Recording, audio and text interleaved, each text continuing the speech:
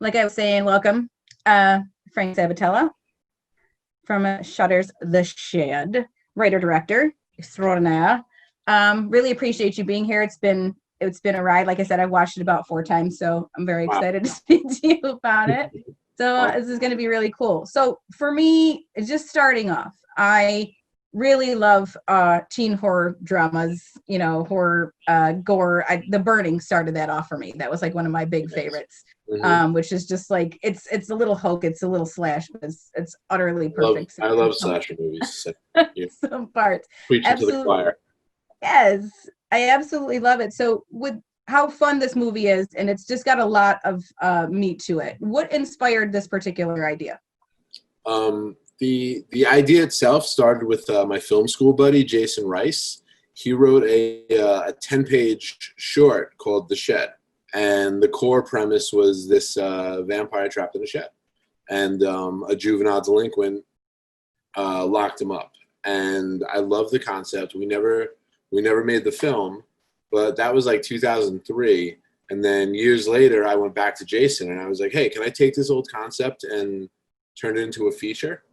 And I wanted to take the concept and give it more depth, give it character, and give it some, some subplot, some underlying meaning. And I thought it was ripe for that, and to turn it into like a dark teen drama with angst and horror, Yeah. Succeeded. I do. I really love a lot of the parts of it, and especially for spoilers if anyone hasn't finished it. What I really liked about the vampires in this movie is that they're not really romanticized in any way. We see a lot of that in cinema, whether they're sparkling or they're in like leather chaps and doily bullshit around their neck, and we see that. I mean, a time and a place for vampires like that. But I love how primal and feral they are in this film.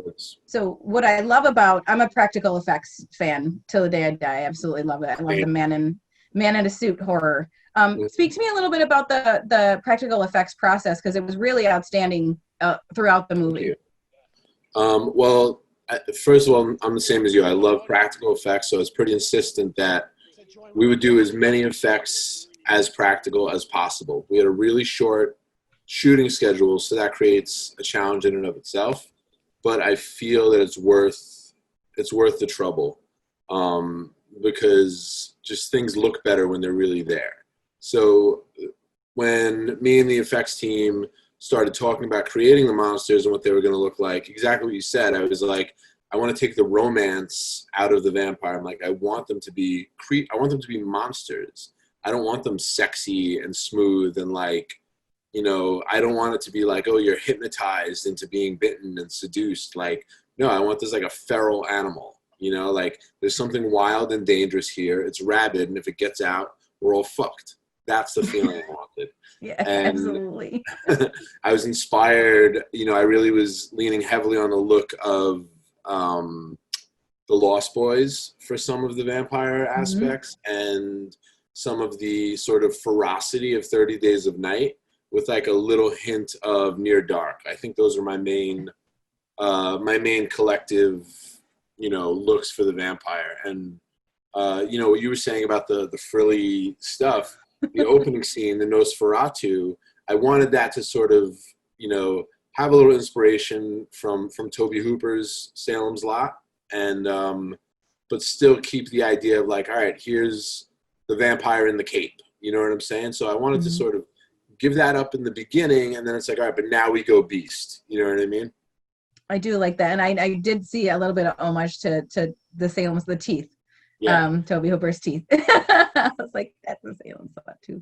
But any thing that was difficult, any practical effects that just didn't go off the way it needed to, and needed some extra work on that?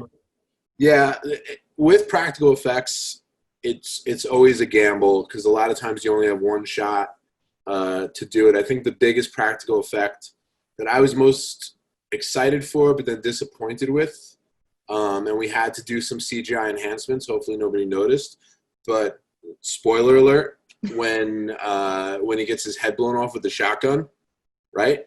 So that was a real exploding head, right? there just wasn't enough blood in it. So like when it exploded, there was blood, but I was like, yo, I wanted like buckets of blood shooting out of the head. So the explosion was cool in the fact that the head blew apart, but I didn't get all the like chunks and blood that I wanted. So we had to add more in after the fact. That was probably our biggest challenge. Could not. It wasn't our biggest challenge, but I mean that was an effects challenge that didn't go as planned. That's all right. I know it looked great, and that's kind of one of the, and that was a little bit of the humor there too. Is that you do bits of humor in this movie, which I feel like every good, at least teen-driven horror movie needs. I mean, any really horror movie needs like a little bit of some type of comic relief.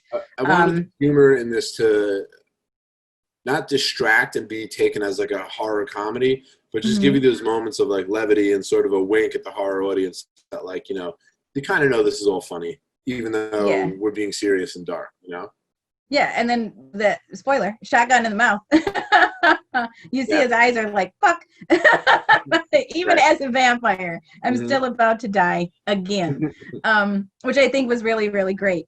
Outside of the practical effects process, is there anything that you did not get to do in the movie that you wanted to, or just in the story, it wasn't going to work vision wise that you didn't get to see? Yeah, we cut out a couple of scenes that I think worked very well in the script, but when it came to pacing out the film and working things through and the timing of the film, they just didn't make it to the final cut. There was one particular scene with Stan and Grandpa that we cut out.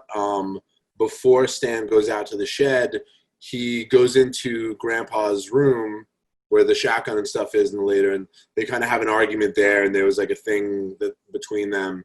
And then there was also another scene with the deputy and the sheriff where they form a search party looking for the missing Joe Bain, and they're in the woods, and they find his shotgun, and they find the pile of ashes, and there's a few other things. But when we were cutting the film together, we kind of were like, it doesn't really propel the story forward. It's adding more time to our running time, and we just ultimately ended up pulling the scenes because they just didn't work as the whole, No, I really love Siobhan Fallon Hogan's role in this. She was outstanding. Awesome. I love her in everything that she does. And that was amazing. Like, especially for, you've got newcomers like Sophia and JJ and Cody, and they did an amazing job. Cody was just he was just feral in himself, even before spoilers turning, which is great. Yeah, that arc. And I do want to explore that in a bit, how he is already on 11 in the beginning, just had enough, with all of the subterfuge from the bullying. But what is that conversation with with Frank Whaley and Siobhan like? What was the approach with the story for them? Because they've both done really fun things, so I could definitely see why they belonged. They're super pro, you know what I mean? Like, they've both been in like a million movies, so it's like it doesn't really take a lot to get them to comprehend the scene and the action and stuff like that. Siobhan, we determined like day one, she was like, what if like I just don't go through hair and makeup and I just roll out of bed, and we just kind of like, like she was very into like having this like slog down sheriff look, and her manner of speech, like she kind of brought that all, to the character, and the way she spoke, the way she walked. And I was like, great, perfect. Like, I would direct her in the sense of like, let's try that again, or let's do it a little more, let's do it a little less.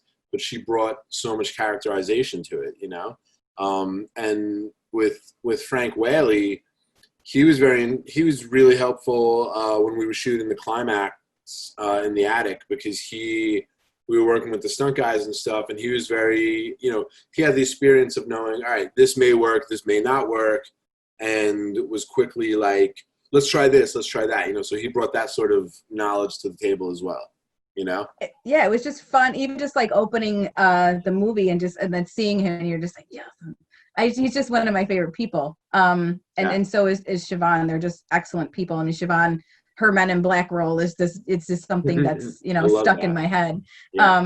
For just just the way she delivers. By the way, or somewhere up there. I'm sorry. She lives like near you. She lives in. Oh, don't tell me that. New York. I have to look her up. Stalk her. That I won't. I won't. But for especially speaking of up here, because we had talked before that I am a Central New York native. and finding that out after the fact, after watching it, and then realizing that this is literally like 40 minutes away from where I live. How did you land on that particular location? Well, my producers are from LA. I'm from New York. And I was pretty insistent on shooting in New York because I knew we weren't going to get the look that I wanted anywhere on the West Coast. So once I was able to convince them it was New York, we started looking into Central New York because that's more of the vibe we wanted. And once we linked up with one of our other executive producers, they were like, "Oh, we've been shooting up here already. You guys got to come up here and check it out." So we went and we scouted and we linked up with the CNY film professionals and that film commission. And it just was like, this is perfect. And it just started to unfold. And there's like great tax incentives from the state of New York for shooting up there. Oh, they love film up here. Yeah. So it just kind of all came together really perfectly. And in fact, the house that we shot at was an abandoned house. It was just a house that was sitting on some farm property that we happened to drive by. It wasn't even on our scout list. It wasn't on our location listing. And we happened to see it one day and we were like, let's go check it out. We were like, this is perfect. We have to find out who owns it. And we did. And the rest is history. Yeah, it's really, really, and like I said, watching it over, you can tell. And if anybody has been to Central New York, we've got two speeds. We've got, Windows screensaver, and then we've got the beginning of Tales from the Dark Side, depending on where you drive through upstate New York. So it's a great location for a horror movie, but it is pretty secluded. I mean, that particular area of, I believe it's Manlius that you were talking about, suburb of Syracuse. And there will be tree-lined streets and then an abandoned house all the way out. Why? Totally. Nobody knows. Nobody cares. Nobody wants to tell you. Nobody wants to know. Nobody wants to know. It's just there. No, that's awesome. And I do you plan on being here and experiencing what we have to offer in Central New York? And do you see yourself? I liked it. Yeah. I would totally shoot there again. I thought it was great. I mean, we had a blast because we were staying in Syracuse. We were all in one hotel and just doing things in and around the town and the whole area. Like we would like show up somewhere and they'd be like, "Oh, are you guys doing the horror movie like over there?" And we're like, "Yeah, that's us." And like, it was just a cool experience. Everybody was like super friendly and kind of happy to have us. The food up there was great. I enjoyed it. I would totally do it. Yeah, it's pretty cool up here. I can dig it. I'm a lifelong resident. I went to New Jersey for a little bit for school, but you always come home. Right. For the premise, when I was just, if you're just even reading the log line, bullying is really at the center of this story. Mm-hmm. So with this genre, I mean, there's always, in any genre, I believe, with bullying, there's always this fantasy of a revenge story, of grabbing revenge. Is there anything that was cathartic for you? Because I know everybody's got a bullying story from being a kid. Is there anything that you drew from stories from anybody else that you pushed into? I wasn't personally really bullied. I mean, I think probably not in any severe way. I think as you like go through the ranks of high school, like when I was a freshman, I was a weird kid to begin with. So like I was picked on a little bit by certain people and I got in some street fights. But then as I got older, it's like, oh, you're not like the dorky freshman now. You're like a cool senior. So you know what I'm saying? So your hierarchy changed. Right, exactly. Like the dynamic changes as you move through the ranks.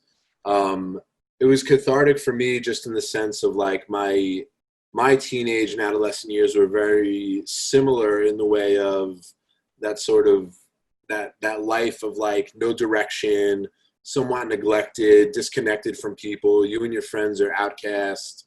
You're in love with this girl and you just want something to change and you're so stuck and you don't know what to do. And then some event happens. Now, no big event like that happened to me, of course, but like I never found a vampire anywhere or anything like that. But maybe I wanted to, like, because you want something fantastic to take you out of the stuckness of your life. And in fact, when I was writing these characters, I went back into my journals from high school. I'm like a lifelong journaler. So I was able to go back and read journals from when I was 17, 16 years old and get back into that mindset and remember those things and kind of get an understanding for how people feel. So there's a little bit of me in every character. Certainly in Stan and Dahmer, even Sophia and Marble, there's just a little bit of me in everything. It's just that I don't know, that obsession with angst and like that fluid period of life. And I think everyone connects to that, no matter what age you are. You've gone through high school and you've experienced a spectrum of emotions for the most part. And what's really, I guess you can use the word beautiful. I guess I'm going to use it now. Who cares? But what's really beautiful about the ensemble is that it is basically every facet of where you go through when you are a teenager, when you go through high school. You've got trying to fit in. You've got Roxy's character who leaves a friend group and goes to this friend group trying to figure out where she fits in. You've got Dahmer always feeling like he's on the bottom rung. And then, you've got JJ's character just being like, I've got this trauma here and this trauma here, and I'm literally just trying to survive at this point. And you feel all of that. You're kind of dropped right into it. We do get a little bit of backstory with where, obviously from the jump where JJ's character is, his situation. But we don't have like, we've gone through the ranks of school and this is where we are now. And it's done really well without it being too exposition-y too, which is very difficult, especially when you're dealing with like a teen-centric movie. So really well done with that. I was really, really happy to watch that. But like I said, I've watched it about 4 times. But I really liked it. But with the vampires, what is your favorite vampire movie? I think I'm gonna have to say The Lost Boys. And there's it's tough. I could pick a lot but to me, The Lost Boys is simultaneously like the coolest movie. It's nearly perfect. Every character is awesome. It's memorable. It's scary. Just everything about it, I think, is what I would want a vampire movie to be. Yeah, so I'm gonna give it to The Lost Boys. Yeah, it's one of my favorites. I love that. I mean, it does have its share of comedy. It's got its one-liners you can tear from. The soundtrack's killer. Yeah, it's amazing. And speaking of soundtracks, we are going to touch on the soundtrack for The Shed because that's amazing as well. So we have a treat for you later on when we get to that. But I do want to open up the room a little bit, ask a few questions. So I know we've got some really, really great some questions here in the chat. So I want to start with Paul Grammatico. So Paul, go ahead and open up your camera and your mic so you can ask Frank your question directly. Hi, Frank. I really enjoyed your movie. It was a hell of a good time. Thank you.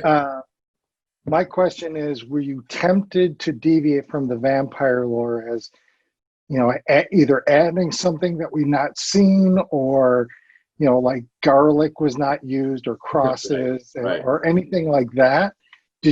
Were you tempted to go in a different direction at one point?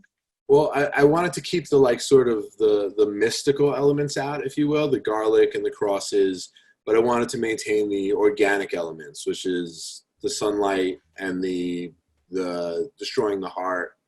I never really thought about going too far away from it because I wanted the creature to be known as a vampire, but I didn't want it to be this sort of, almost fairy tale type vampire that, like you said, the garlic and the cross would kill. Do you know what I mean? I did want to do something a little different with like when the sunlight hit them, I wanted to have these like heat waves coming through. Like you would see like when the road gets too hot and you see the heat lines come up. But we experimented with the effect and we just couldn't get it to look right. And we ultimately decided not to keep it in the film. Yeah. Cool. Yeah. Yeah, it was great. Thank you. Thank you. Appreciate it. Melody, go ahead and open up your cam and your mic so you can ask Frank your question. Hi, Frank. Hi, Melody. Love the film, and I especially loved your the visual references that you made to 2 of my favorite films, Near Dark and 30 Days of Night. Oh, and awesome. So I was curious from a technical standpoint, who was the DP that you worked with, and how did you work through the visual choices that you made from angles and lenses to bring both the tension and the horror and also the humor? Because there were some really nice choices to pitch it from a humorous point of view that I really liked. Thank you. I worked with Matthias Schubert, who is an incredible DP. A lot of our stylistic choices were made based on our short shooting schedule. So we wanted to we wanted to cover the film in such a way where we can get as much dynamic shooting as we could without multiple camera setups. So what we ended up doing was shooting 2 cameras. One was on sticks, on a tripod, if you will, and that would get our B camera coverage. And then the main camera, we were always on a movie. So we were always moving, which enabled us to go from a close-up and move back to wide shots or change angles fluidly and cover larger amounts of area. And then when we got into the editing room, we were able to cut it however we wanted with the B camera footage, which gave you the sense that we were getting more done in a day than we actually were. So to be able to move so quickly like that, get such unique coverage, really helped us with the more unique look of the film. Lens choices, me and Matthias talked about it a lot. Matthias wanted to use, I believe they were German lenses, possibly, damn it, I can't think of the name. Schneider? He's going to kill me if he sees these. They're an idiot. I don't remember the lenses. But we went with like an older looking lens that they were all primed so we could get these great lens flares and just sort of a crisp, clean look, but also kind of real looking, And we shot a lot with the 18 millimeters. So we have this very sort of big scope. And even when we're close in, you have a kind of unique perspective, I guess you could say. Yeah, it really set up a nice POV. It really set the tone of the film. I loved it. Thank you. Thanks, Melody. Perfect. Jonathan, go ahead and open up your cam and your mic and ask Frank your question. Right on. Hey, Frank, thanks so much. Great movie. Hey, Jonathan. Really enjoyed it, yeah.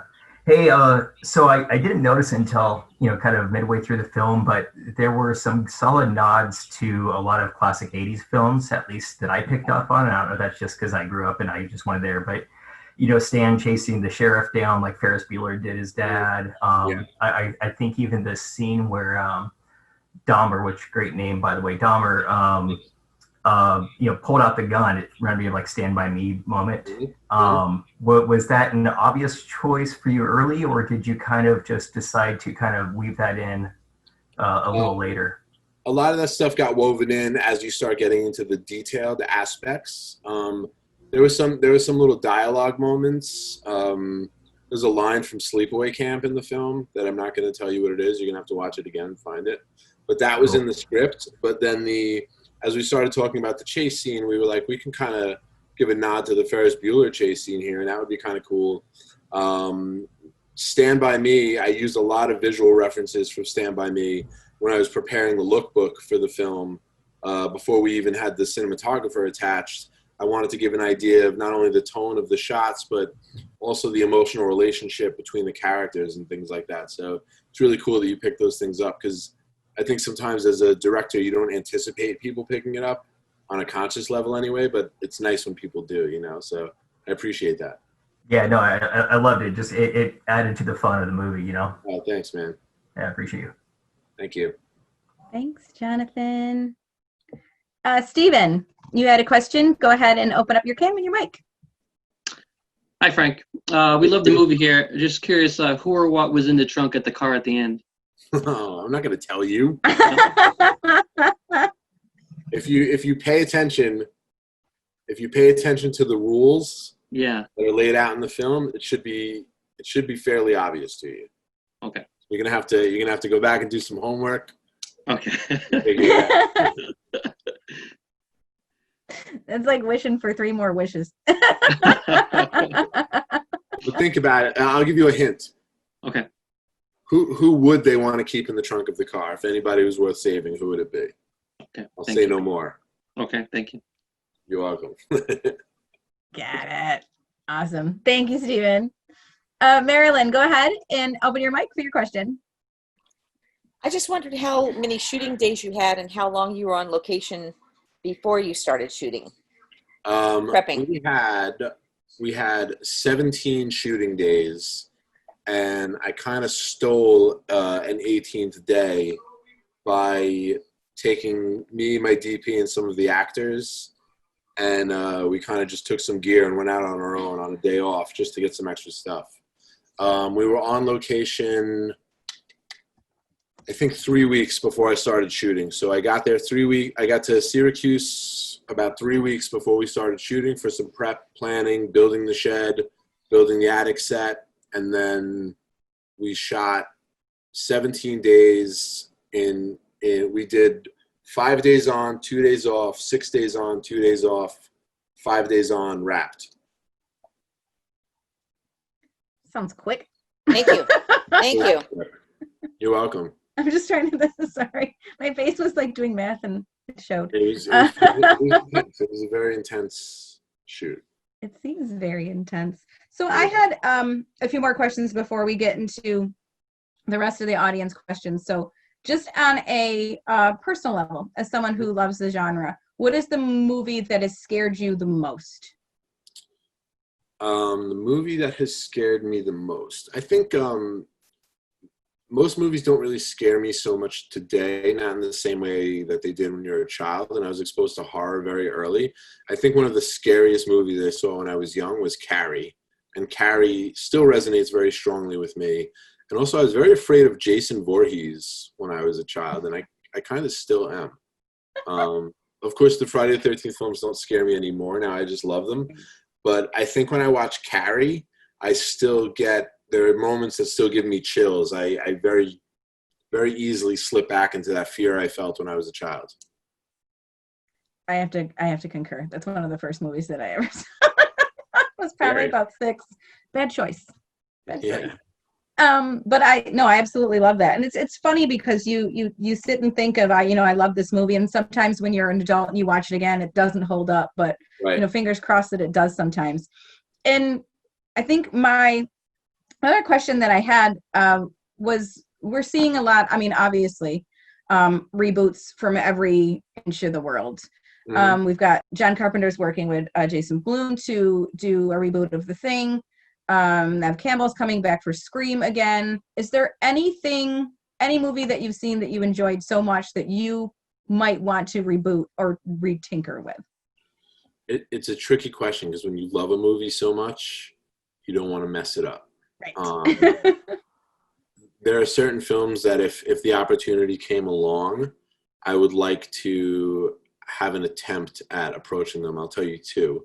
One of them is Todd Browning's Freaks from 1932. I don't know if you've ever seen it. It's a great movie. It's one of my favorites. And the other would be Children of the Corn from 1984. I don't know how I would exactly approach it, but I just love it so much that I would love to experiment in that world. You know what I mean?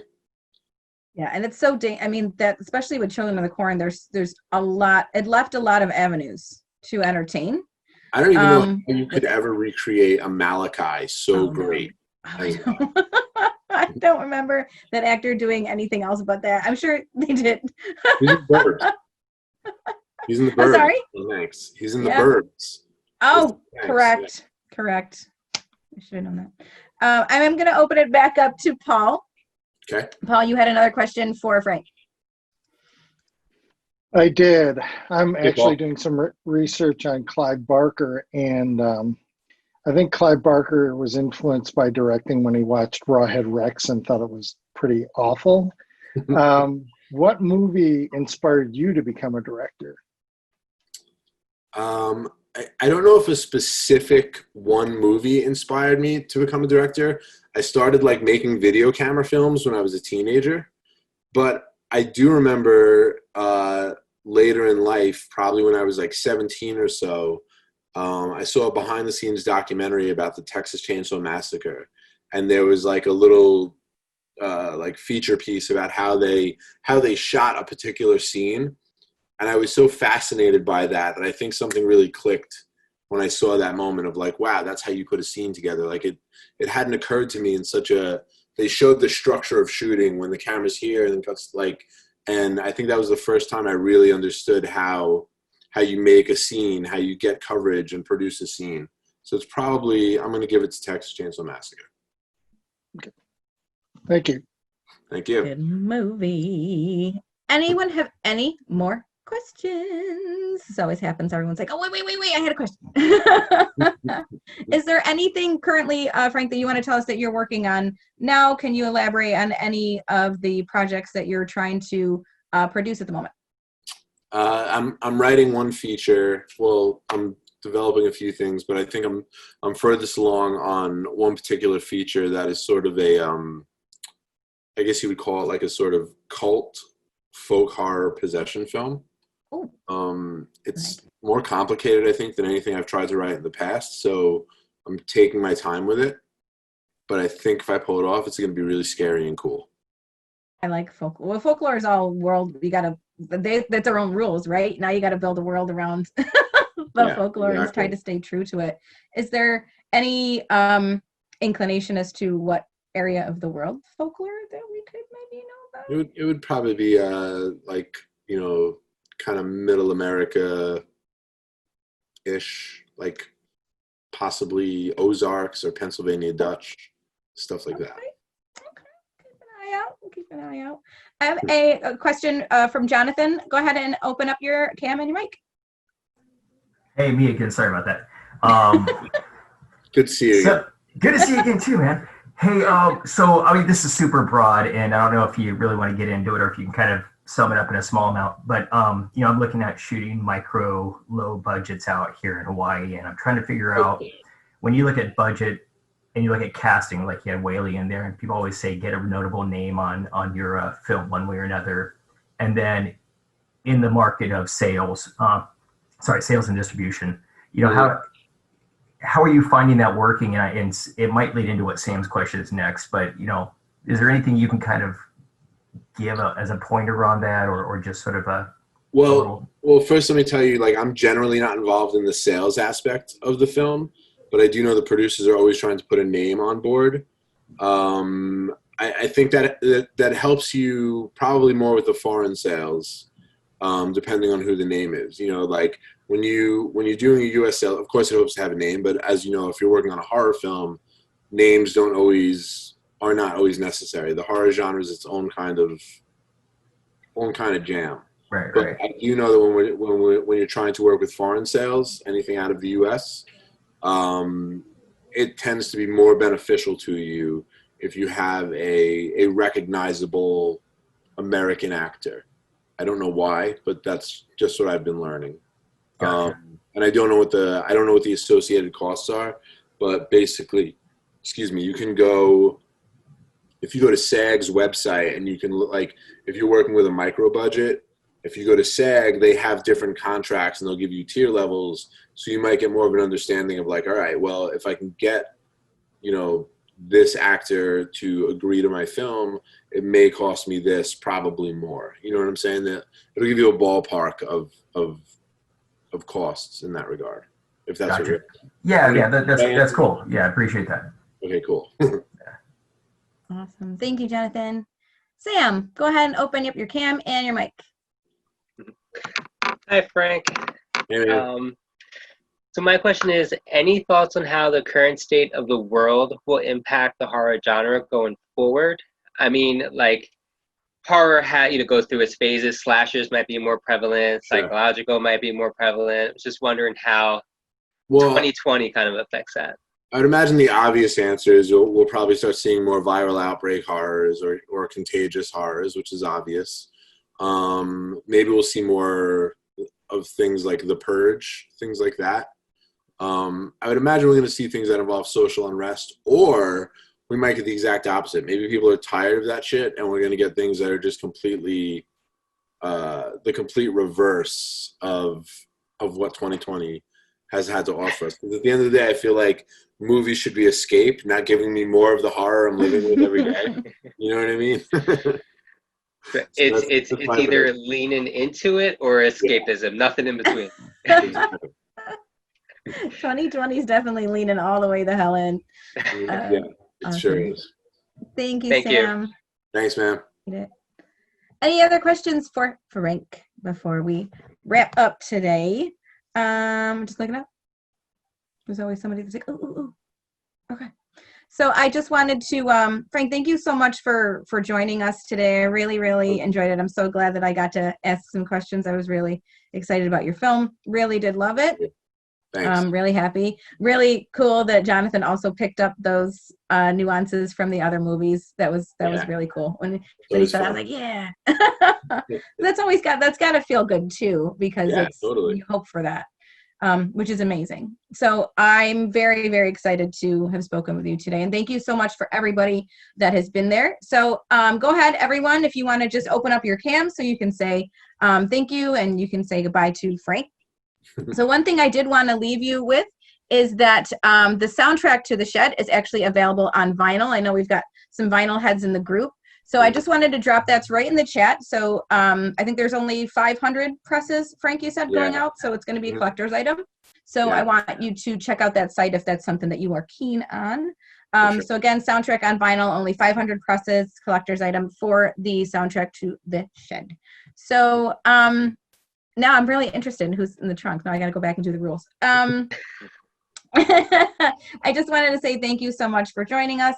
Monique from HorrOrigins, Brandon from HorrOrigins. Our film festival is coming soon in October, so hopefully we can stay tuned for that. Thank you so much, everybody, for joining us today. Frank, especially, thank you for offering your time and your kindness to speaking with all of us today, and I wish you the best of everything. I'm really excited about your folklore piece, so I'll be looking out for that. And thank you so much, and enjoy your evening. I appreciate it. Thank you. You too. Thanks so much. Thanks, Have a great night. Thank you. Thanks a lot, Frank. Thank you. Yeah, cheers. Bye. Thanks, guys. Have a Thanks, great night. Frank.